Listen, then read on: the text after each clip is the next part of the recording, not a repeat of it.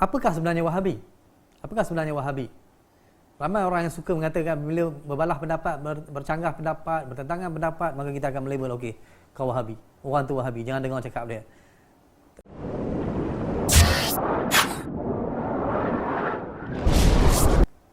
Bila sebut Wahabi, Wahabi ini bila sebut aja dia seolah-olah satu derogatory term, satu istilah yang mencela orang, kan? Biasanya digunakan untuk melabel orang, untuk mendakwa orang, untuk menjatuhkan maruah orang menggunakan label Wahabi ini. Apakah sebenarnya Wahabi? Apakah sebenarnya Wahabi? Ramai orang yang suka mengatakan bila berbalah pendapat, bercanggah pendapat, bertentangan pendapat, maka kita akan melabel, okey, kau Wahabi. Orang tu Wahabi, jangan dengar cakap dia. Bila kita tanya balik pada dia, apa Wahabi? Boleh terang tak apa Wahabi itu?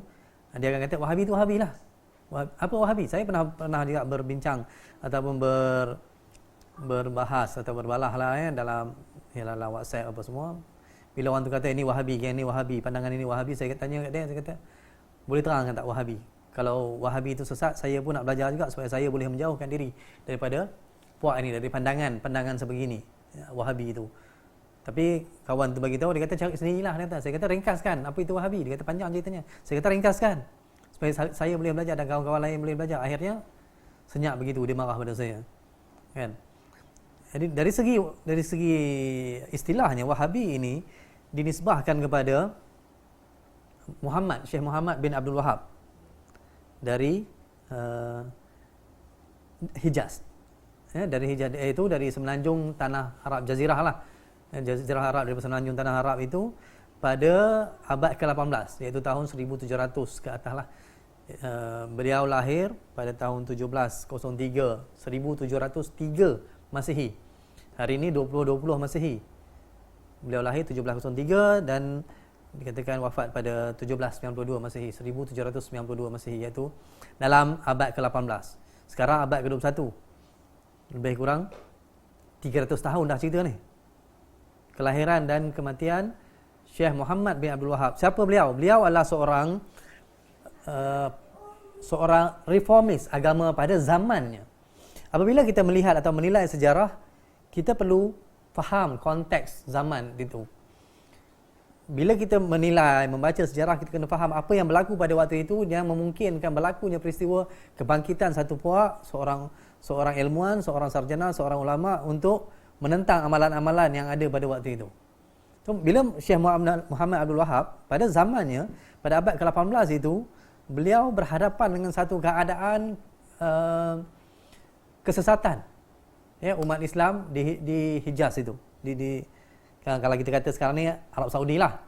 Tapi secara spesifiknya beliau dari daerah Najd, Najdi, iaitu di kawasan tengah, central, di kawasan tengah Arab Saudi pada hari ini, yang lebih kurang kawasan Riyadh Arab Saudi. Beliau daripada sana, berasal dari sana, dan memulakan, bila dia tengok, bila Syekh Muhammad Abdul Wahab ni tengok berlaku banyak masalah kepincangan dari segi akidah umat Islam pada waktu itu, mereka kembali mengamalkan perkara-perkara syirik. Ini dokumen, ini bukan saya cakap, bukannya suatu tulisan yang diolah sendiri, bukan. Semuanya dijumpai ataupun ditelaah diambil daripada tulisan para sarjana British. Kebanyakannya sarjana British lah yang menulis tentang ini, iaitu para diplomat, para pegawai colonial office, dan juga sejarawan yang mengkaji tentang doktrin Wahabi ini. Jadi mereka merasakan bahawa, mereka mengatakan bahawa gerakan ini yang diketuai oleh Syekh Muhammad Abdul Wahab ialah gerakan Puritan ini bermaksud gerakan orang yang ingin kembali kepada nilai asal suatu agama. Walaupun kita kata reform, memperbaharui agama itu bukan bermaksud sesuatu yang baru, mengadakan sesuatu yang baru, tetapi sebenarnya reformation of the religion bermaksud kembali kepada fundamental agama. Jadi mereka ini reformis yang kembali kepada fundamental agama, ya, iaitu menyeru untuk kembali kepada sumber yang paling autentik dalam urusan agama ini, iaitu Al-Quran dan hadis. Yang ketiga itu banyak perkara-perkara, contohnya mereka meminta pertolongan kepada kubur-kubur wali, keramat-keramat. Kemudian adalah kembali mengamalkan, menenung nasib. Kembali ini yang disebutkan dalam dokumen-dokumen. Jadi Syekh Muhammad Abdul Wahab terpanggil untuk mengubah nasib. Bukan mengubah nasib, mengubah amalan agama orang Arab di sana pada waktu itu. Dan beliau pun menggerakkan satu usaha, dan memang pada waktunya beliau agak keras, beliau agak keras untuk menentang amalan-amalan agama ini kerana beliau menerima tentangan yang keras juga. Jadi tentangan yang beliau terima keras, dan beliau juga perlu mengubah masyarakat itu dengan kekerasan. Maksudnya kalau ada makam-makam ke atau keramat ke apa, dia kena pergi runtuhkan. Tak boleh dibiarkan, sebab itu menjadi tumpuan, seolah-olah macam jadi tempat sembahan orang Islam di sana. Itu yang berlaku. Tetapi kemudiannya yang menjadi masalah hingga timbul sepanjang tahun 1703 hingga 1792 itu, sepanjang abad ke-18 tidak berlakunya satu perang besar-besaran contohnya, yang digerakkan oleh Syekh Muhammad Abdul Wahab. Hanya menjelang pada abad ke-18 direkodkan bahawa berlakunya tentangan yang lebih keras, berlakunya perang. Tapi di sana kita perlu melihat bahawa adanya peranan British setelah British campur tangan. Kehadiran British menyebab ini yang kita nak tengok, bagaimana kehadiran British kemudian mengubah cara penentangan masyarakat-masyarakat di negara yang dijajah, contohnya di Arab Saudi, kemudiannya di India yang kita akan lihat kemudian, dan di tanah Melayu, di Malaya.